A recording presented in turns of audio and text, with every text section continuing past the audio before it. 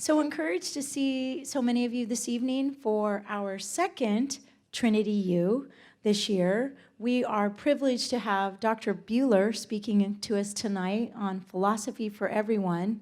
This is Dr. Buhler's second year with us at Trinity, and we are so grateful and blessed that he's a part of our upper school faculty. He came to us from the University of Kentucky, where he received his PhD in philosophy.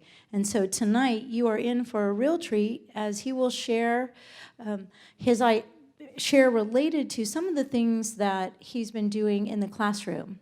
What we love about TrinityU, and for those of you who don't know, Mr. Ramquist is the individual who had is the brain trust behind TrinityU, I should say, as far as the idea of us doing this and bringing to our parent community in particular bringing to life what's happening in the classroom for your students. So you will be blessed this evening to hear some of that.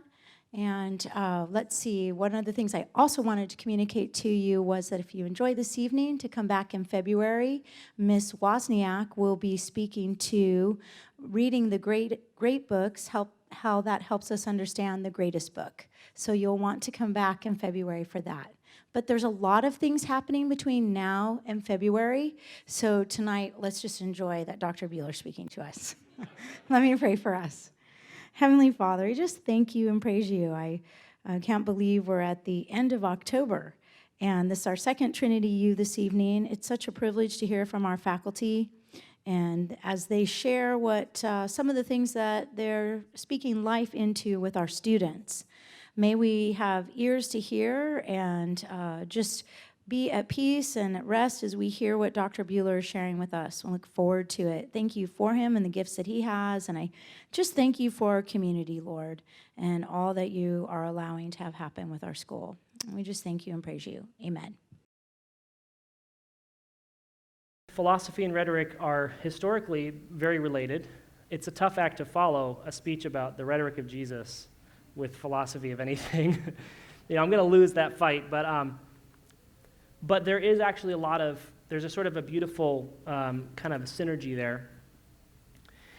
So the 10th grade class is kind of in flux, but what we've done this year, we read Peter Kraft, who's a Catholic philosopher at Boston College, to introduce a bunch of big ideas from the history of philosophy, and then we read Plato and Aristotle in the second semester. So my wife's here tonight. My wife and I are originally SoCal natives, okay? Went to University of Kentucky for graduate school, go Wildcats. And I studied with a Christian philosopher named David Bradshaw, who was a hero of mine before school and is now a friend. But since we're both from SoCal, moving to Kentucky was our first time living outside the country. And we had a great time, but we're really glad to be back. And this is a dream job, actually, because what does studying philosophy mean? If you study to become a doctorate in medicine, you, roughly speaking, you go to a lot of school, and then you go to a lot of residency, and then you begin practicing, trying to help people. But in philosophy, it's a lot of study, it's some teaching, and then you have to write a book. And so that equips you to maybe teach more philosophy afterwards. Sadly, a lot of my colleagues who have PhDs in philosophy are sort of trapped as what they can do when they're teaching. And at Trinity, we have the freedom and the encouragement to do real philosophy, to do the liberal arts tradition, broadly written. We don't have to teach, as one of my friends said, 5 sections of Logic 101 to unwilling undergraduates. That's not quite the dream right there. So thank you for being here. I also came back from Kentucky in order to teach your children philosophy, which any philosopher knows it's dangerous to teach philosophy to children because Socrates was killed for it. Okay.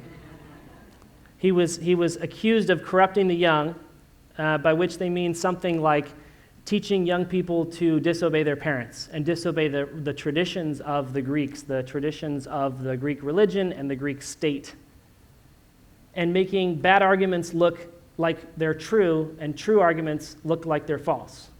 In other words, advertising. Sorry.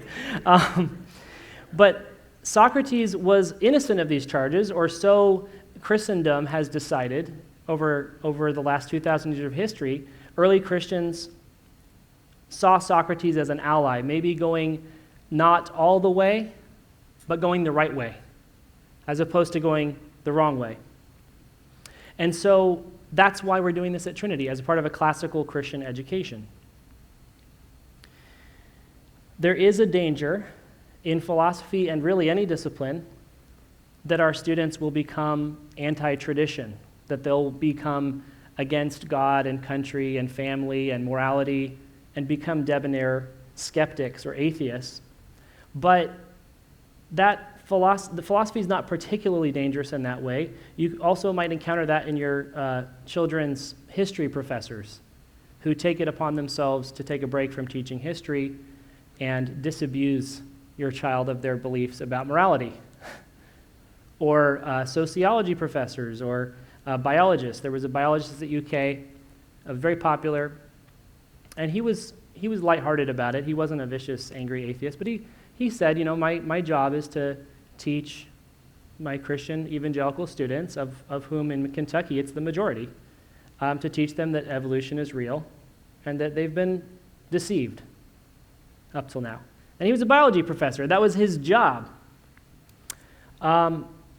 So philosophy can be a danger there, but I want to argue tonight, I want to kind of present a traditional definition of what philosophy is, what it isn't, and present an argument that it's instrumentally valuable. In other words, it's good for other things.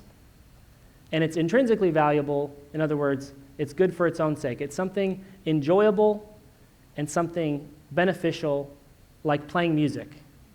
If someone said they were studying music, I wouldn't say, I would say this, but you shouldn't say, what are you going to do with that, right?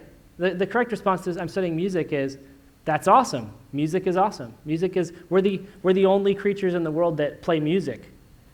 Even birds sort of do the same song over and over again, but we create new stuff. And philosophy is just intrinsically interesting, intrinsically human and useful and valuable. So I'm going to define philosophy for you.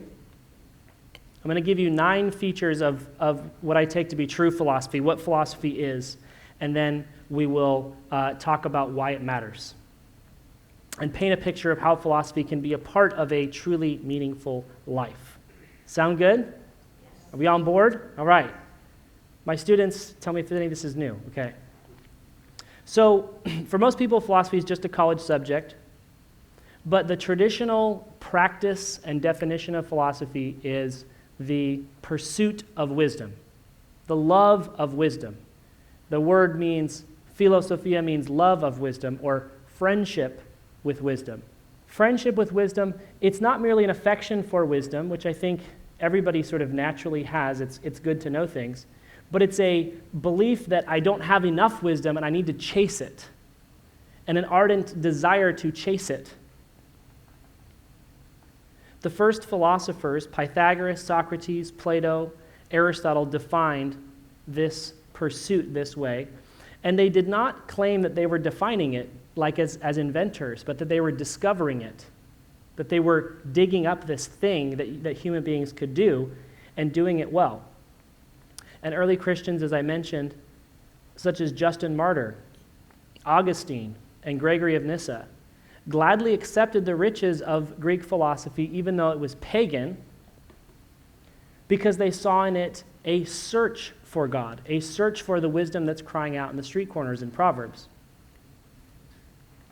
Our mission statement at Trinity is to produce young men and women of wisdom and virtue and purpose and courage.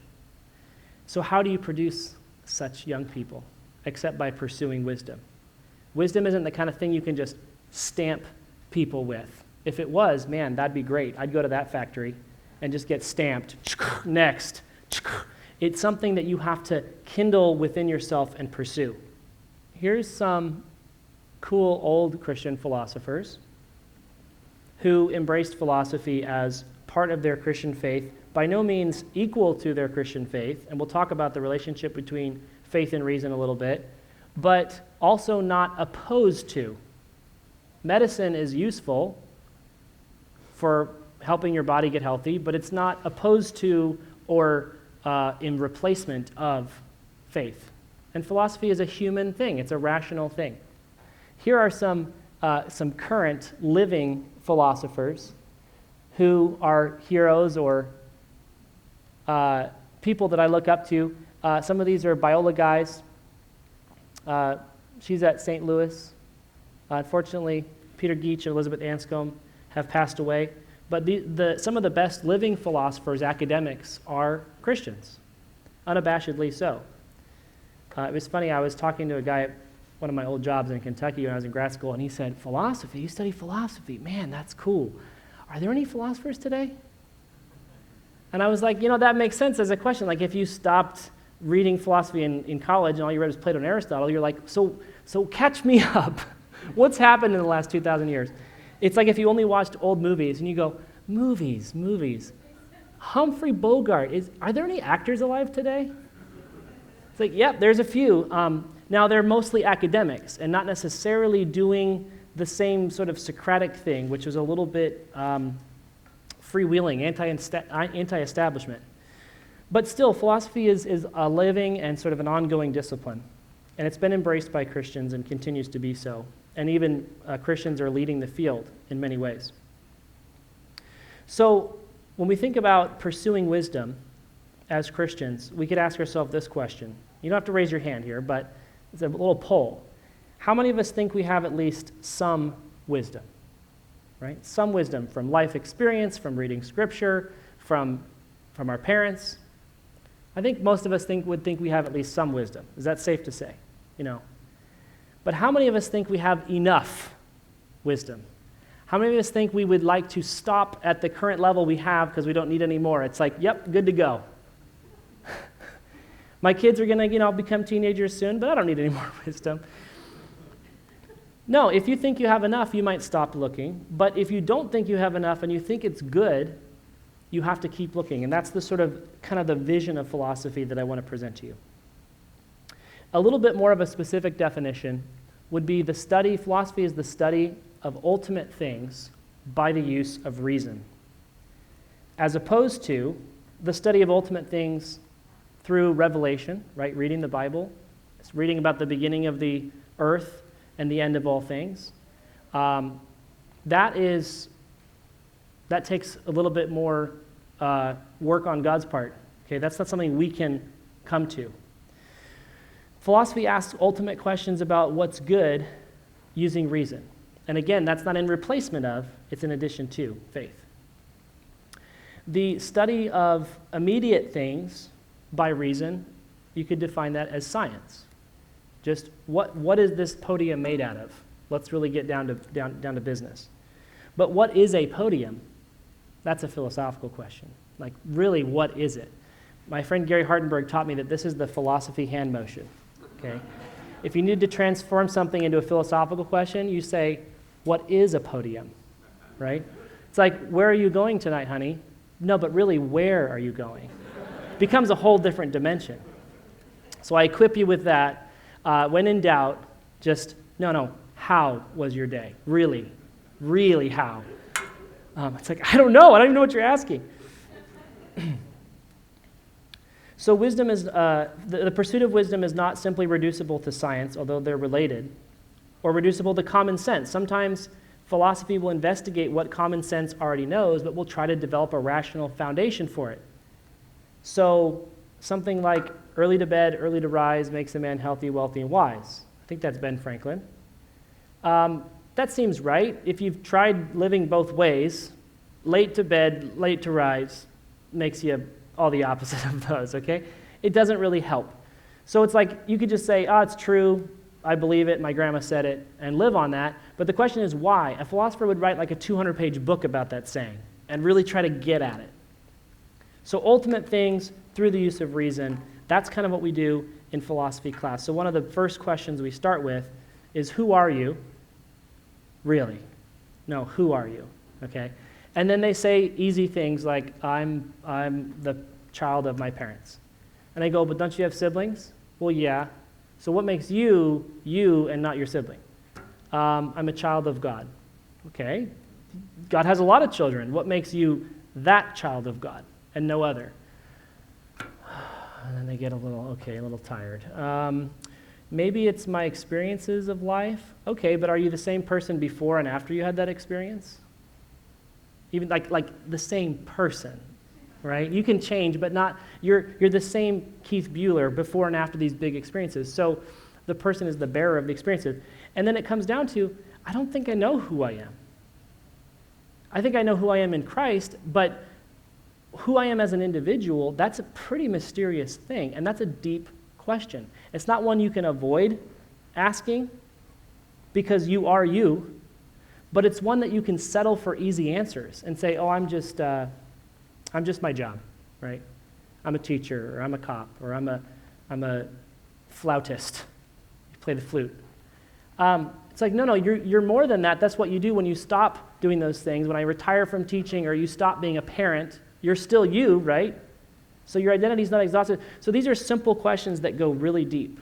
So let's do 7 things that philosophy is, okay? We'll get to the thesis through that. The first thing philosophy is Socratic. Socrates is the sort of the first real philosopher. He defines philosophy through his way of life. He defines philosophy, through the dialogues that Plato wrote about him and sort of immortalized his teacher. Socrates' journey towards philosophy in many ways began with a friend who went to the oracle at Delphi and asked the god Apollo, right? He said, who's the wisest man in Athens? Athens is known for its wisdom, but who's the wisest? There's a lot of people who claim to be wise in Athens. Paid public speakers, paid teachers. And the oracle says Socrates is the wisest man in Athens. So his friend, accordingly, runs back to him and says, Socrates, guess what the Apollo said?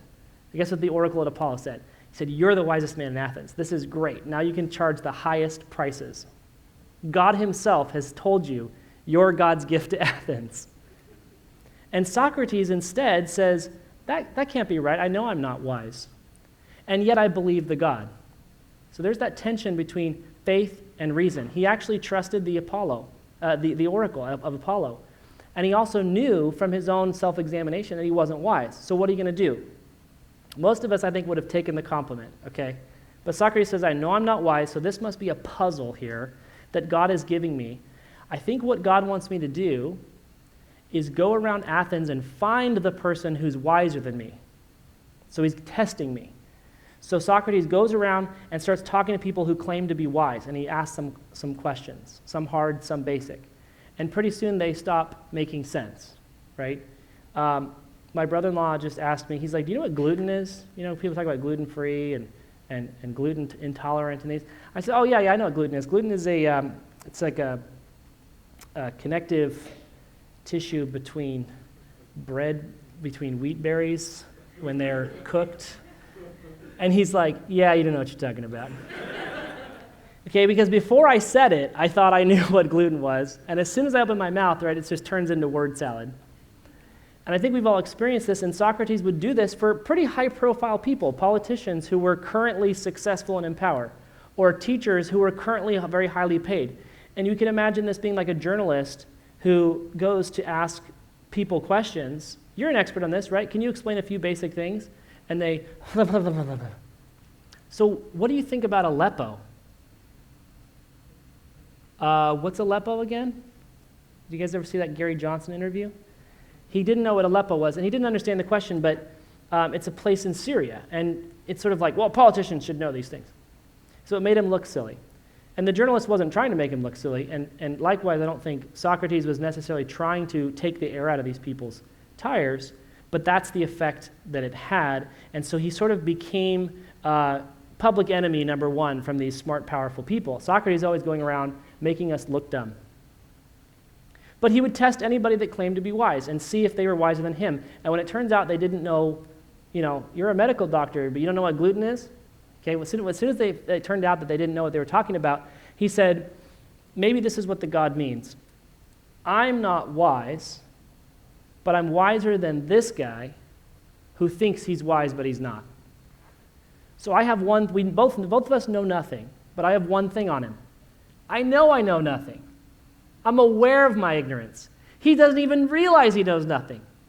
He's so arrogant that he thinks he's a teacher and he can't teach anything. And so this went on for many, many years. And Socrates wasn't totally ridiculed, right? Some people said, here, take my children, educate them. But he also was pro-tradition. He didn't just simply debunk everything. He accepted on authority things that made sense to him. He accepted Greek religion, but he would ask hard questions about the gods. And maybe had some novel ideas about the gods. He would accept what artists would say, but ask them hard questions about their art. And sometimes tradition needs to be questioned. Do you guys know the story of the Thanksgiving turkey? That there was a mom who was cooking with her daughter, and she cuts off the end of the turkey and puts it in the oven after stuffing it and everything. And the daughter says, why do we cut off the end of the turkey? And mom says, I never thought about it. I just what my mom always used to do on Thanksgiving. So they call up Grandma. You know this one? They say, Grandma, why did you cut off the end of the turkey on Thanksgiving? And she goes, I've never thought of that before. I just always did it the way my mom did it.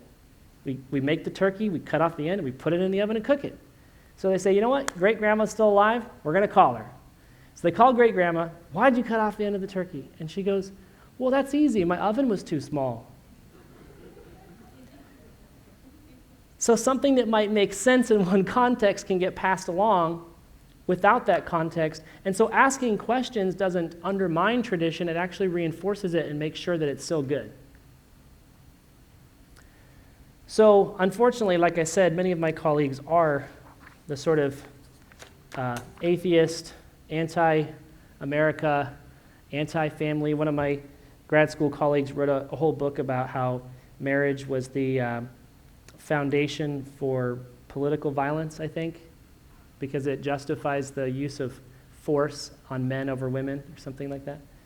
So there's certain ideas you have to have a PhD in order to believe them. But at the same time, that's not what philosophy traditionally has meant. Okay, so a second thing about philosophy, and this relates to it being Socratic, is that philosophy is humble and humbling. Socrates knew that he was foolish. He knew that God must be wrong, and he sort of wrestled with the oracle, if you will. And along the way, he kept his humility, even though he became more and more sort of powerful and famous in Greece as being the wisest man. He never owned that title, other than to say, I guess I do know that I don't know anything. But he remained humble. He knew he wasn't wise. He knew the gods were wise, and that human beings, their lot is to pursue wisdom. Wisdom is divine. The pursuit of wisdom is for fools, and we are fools. So philosophy is for us. I love this. Benjamin Franklin had on his little list of virtues, under humility, he said, imitate Jesus and Socrates. That was his reminder. And in his journal, he said, I used to have 12 virtues on my little chart of virtues that he would check every day to see if he was behaving nobly.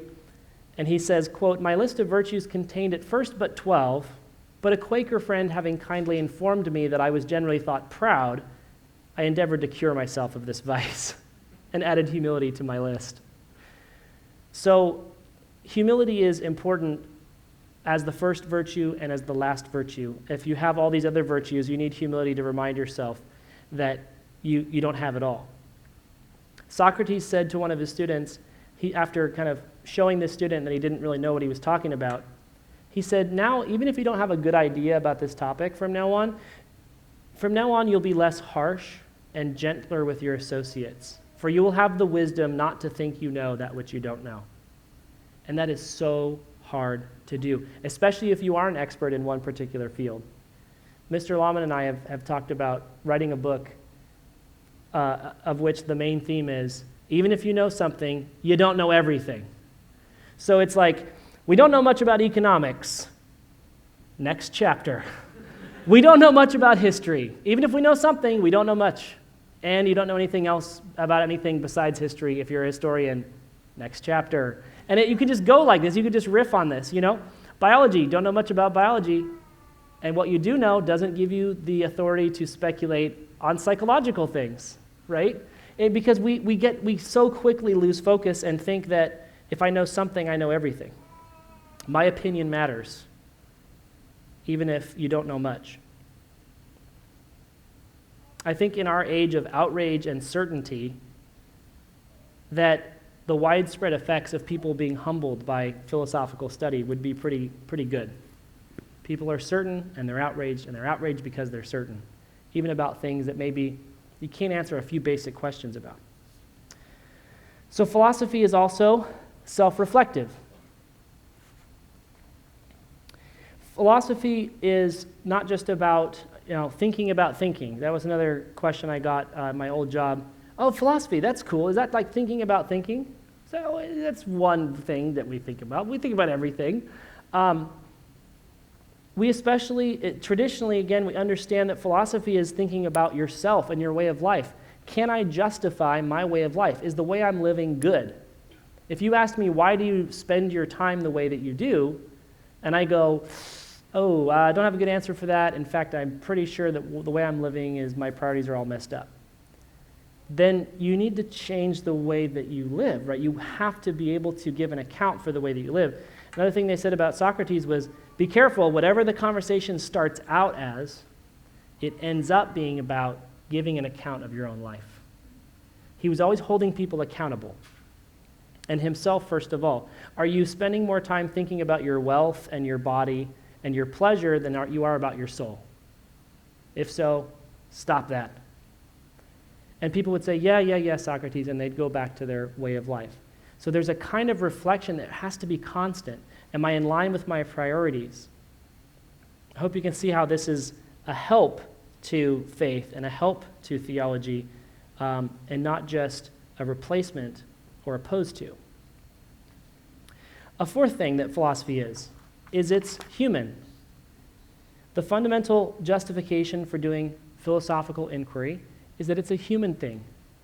If you guys heard Jamie Smith speak last year, he said that human beings are primarily lovers. We're not primarily thinkers, we're lovers.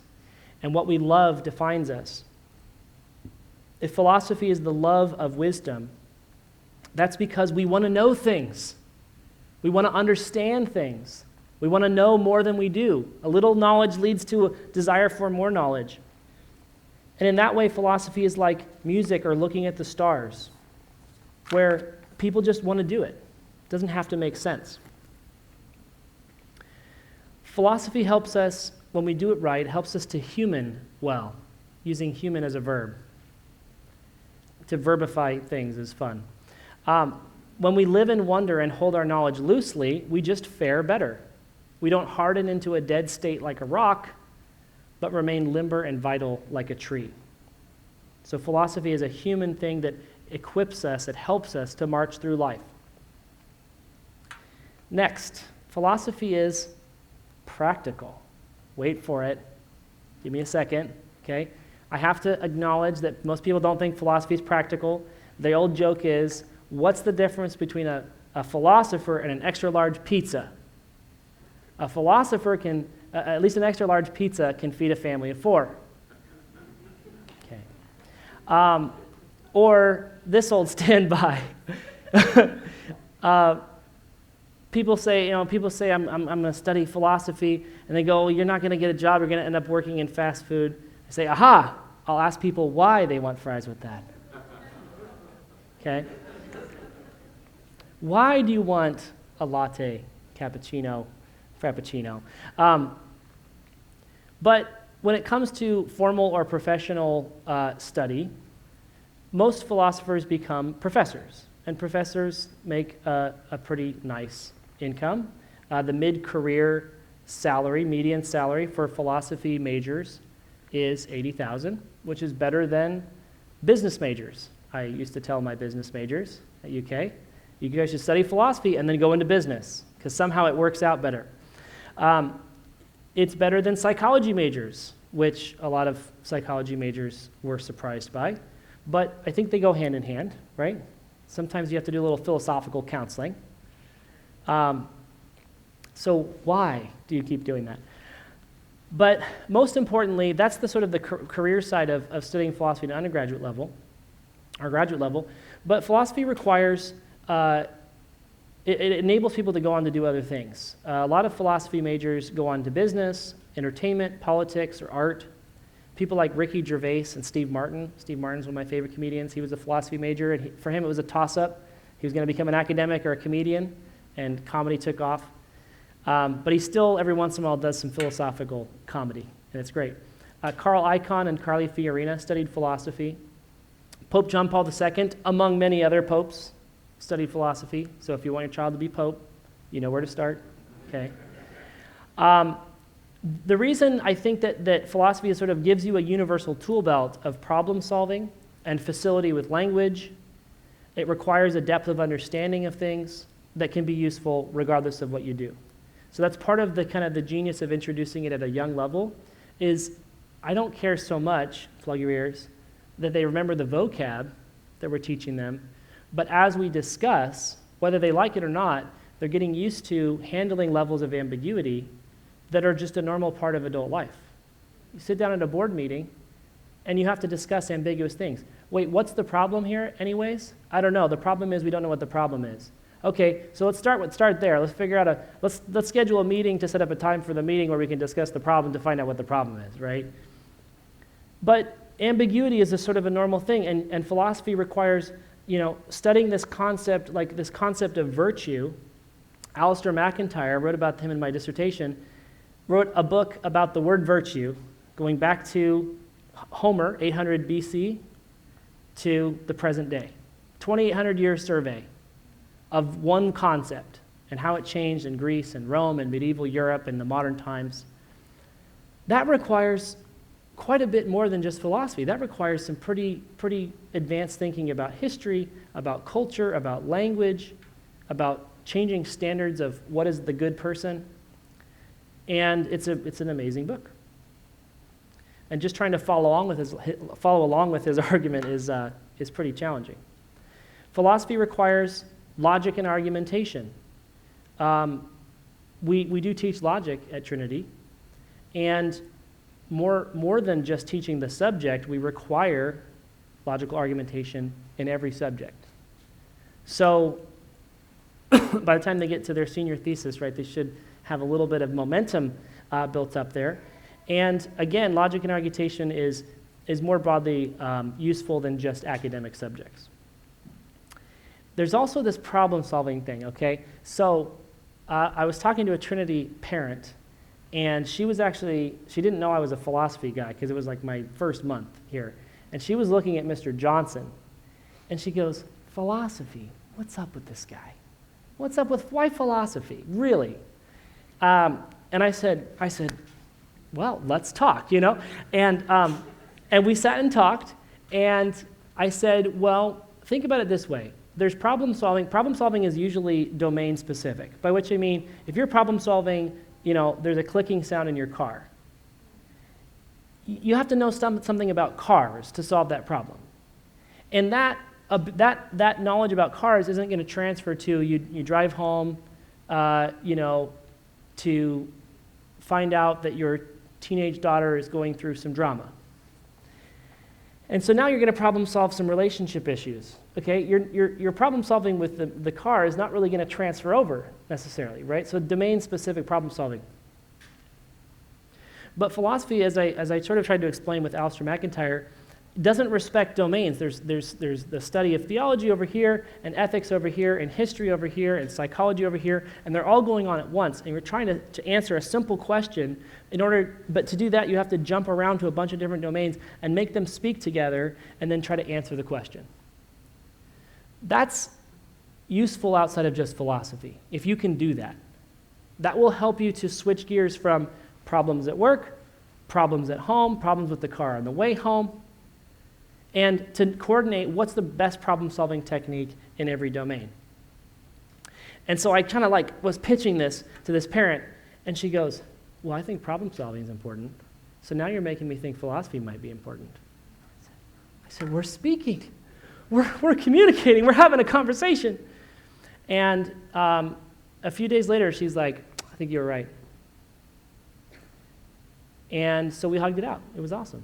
But the fact is, there is a practical side to it, and it's not that philosophy is just problem solving. It's that in order to pursue wisdom, you're going to need to do a lot of problem solving. And so whether you know it or not, you're going to get better at these things. Clarity of thought and language. I think our sixth period today was just all about the word proof. We were just trying to figure out what the word proof means for like an hour and a half. And so it was good. It was like, that was a really useful conversation. So that's some of the ways that philosophy is practical. A little bit of a Trinity-specific answer to what philosophy is philosophy is the sort of the queen of the liberal arts. So the liberal arts tradition, of which we are sort of members, and we're kind of working on this restoration movement in the classical Christian tradition to try to figure out what it is liberal arts are and how we can do them. We're not a college, but we're doing the kinds of things colleges used to do, frankly. A lot of liberal arts colleges don't do liberal arts anymore because what are those? Nobody knows. But this is a nice medieval picture of, we've got four, if anyone knows Latin, I'm not sure what poetae ve magi is here, but these some kind of a foundation here. Do you see it? It's a little fuzzy. But what we have here is we got 7 liberal arts. We've got 2 little teachers here. I think it's Socrates and Plato. And the queen, notice the little crown, is philosophy. So the liberal arts are understood as this bridge between piety, gymnastic, and music, which are kind of pre-rational things. You have to learn how to harmonize, to move your body, and you have to learn to love God and love your parents and respect authority before you can even think really hard about those things. Piety, gymnastic, and music come first, but then the liberal arts are the bridge between being a child and then being an adult and thinking about philosophy and theology and doing the real hard work, law and medicine. So the liberal arts are this sort of like in between, and they flower into philosophical study. Philosophy is not just one subject that you can sort of think about and move on. It's really this like realm you graduate into where law and medicine and what we now think of as sciences are actually sort of parts of philosophy. The idea that all knowledge used to be called philosophy is still reflected in the title PhD. It's a doctor of philosophy in biology, a doctor of philosophy in law, if you're not a JD. So there is a kind of like, in the liberal arts tradition, this view of philosophy as that thing towards which we're heading. One of the reasons why it might be so honored is that philosophy is a sort of womb of disciplines. This is the next slide. Historically, philosophy is sort of producing little disciplines. It's kind of like spitting them out. It's like, mathematics. Pythagoras was a mathematician and one of the first philosophers. He actually coined the term. And Plato thought math was really important. And so you have math kind of growing up and leaving home. And philosophy is still churning away, and then psychology kind of grows out of philosophy. What is the soul, and what is a human being, and what are the parts of the soul? So the womb of discipline. And actually, at Yale in 1828, if you read the Yale report of 1828, one of the things they talk about is how 16-year-olds, Yale started at 16 at this time, 16-year-olds are studying Latin and Greek and all the liberal arts. So they've been prepared in their sort of younger education to do what we consider now to be college work at 16. So our 16-year-olds are ready. They're loving it. They're eating it up, and they're doing well. This is not baby philosophy. We had a sub come and visit, and he goes, what you guys are doing is graduate level work. Like, I'm in graduate school, and this is the kind of conversations we're having. He said, I would welcome any one of your students in my grad school class in an instant. They could hang. And I said, don't tell them that. They'll get all intimidated. But I just don't say, we're doing real philosophy, and nobody thinks it's weird, So they are ready. They can do it. And it's part of the liberal arts education that we're aiming to give them. The next point here is that philosophy is a handmaiden to theology, a servant of theology. In Dante's Divine Comedy, Dante is led by Virgil to Beatrice. And Virgil represents sort of reason and philosophy and eloquence and poetry. And Beatrice represents beauty and theology and that which is sort of beyond the earth. Virgil delivers Dante to Beatrice. He is a bridge. He acts as that gateway. I'm going to take you to higher things. This is an awesome medieval painting of philosophy talking to Boethius here, presenting the 7 liberal arts to him, saying, look, if you study these, you will be wise and you will come to know God. And there's that, my secular colleagues just hate that association between philosophy and religion, but it's there historically and it's still there today. Philosophy has, in this capacity as a sort of a bridge to theology, has turned many smart pagans into smart Christians. People like Dionysius the Areopagite on Mars Hill, who heard Paul's sermon and became a Christian and remained a philosopher. Augustine, C.S. Lewis. C.S. Lewis, many of you may know, was a sort of a triple major at Oxford. He studied philosophy, literature, and classics. And he got a first in each of those subjects, which is like an A++? I mean, a first is something more than an A. And his first goal out of college was to get a philosophy post teaching at Oxford, and there weren't any jobs. So some things never change. But his dad said, why don't you go for that literature post? And the rest is history. So he did study philosophy, and you can see it in his writings, and he was the kind of person who needed that deep analysis, that deep rational analysis of the world, of himself, and of God, in addition to having a personal encounter with Jesus Christ that changed him. So suppose you think this is cool. There's some cool stuff going on here, and you want to play with us. You want to dive in and play along. Here's a couple things you could do. One, you could read along with your student. That would be the simplest thing.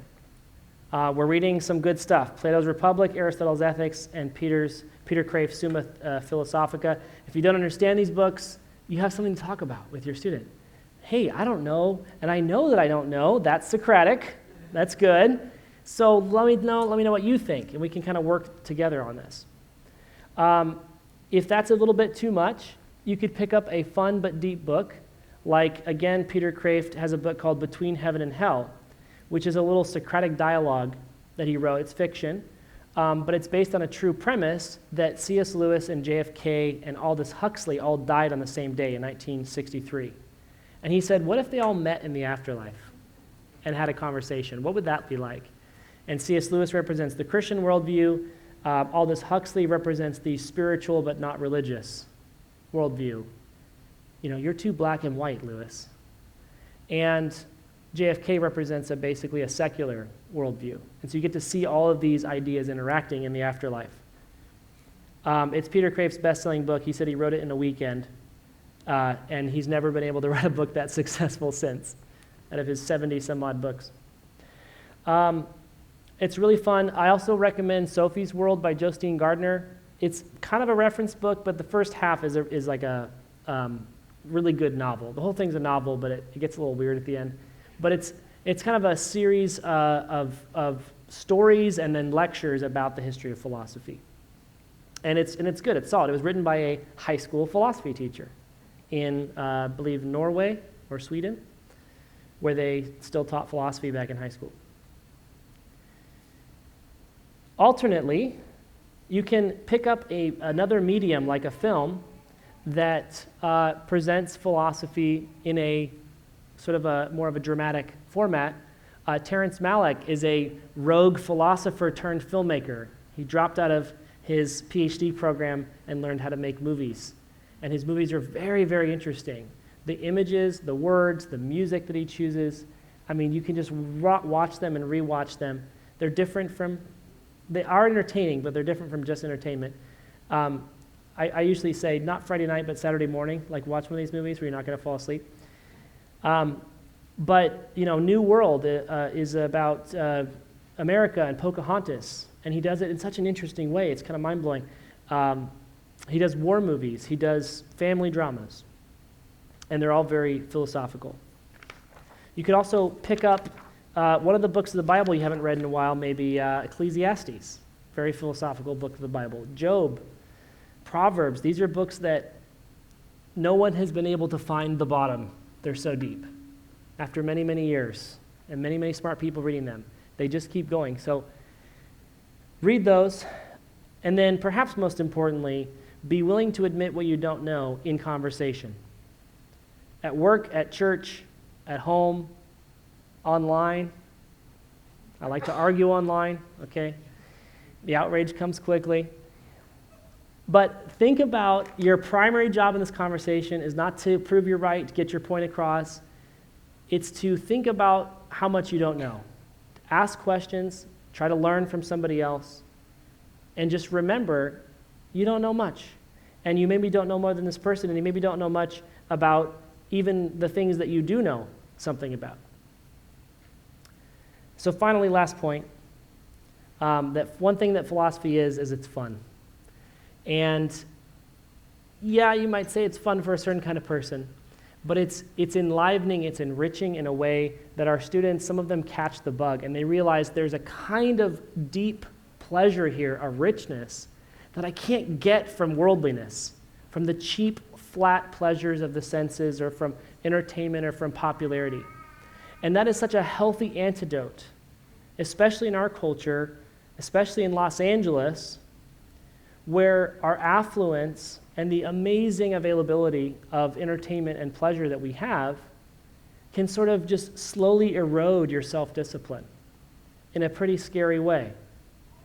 We're pursuing lives of godliness, not just pleasure. And philosophy can be an aid to that.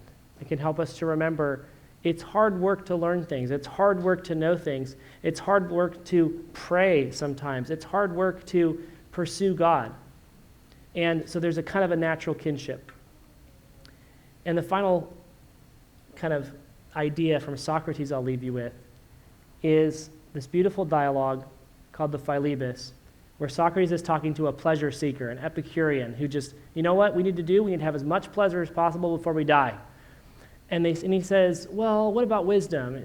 Wisdom's no fun.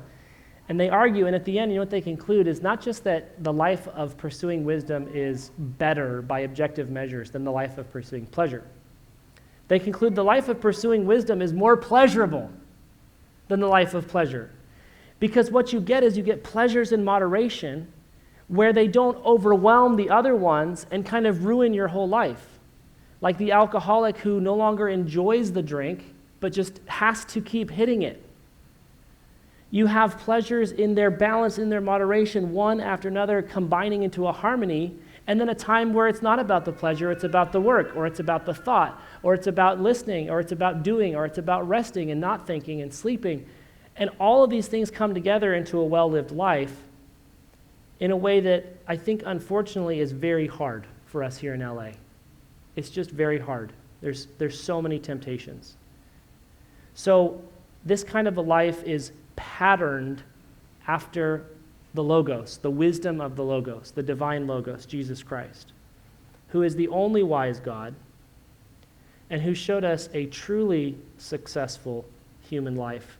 That's the life we want to live. We want to encourage our students to live, to come alongside you and your churches to help them to live, and that we want to all work on living together. Thank you.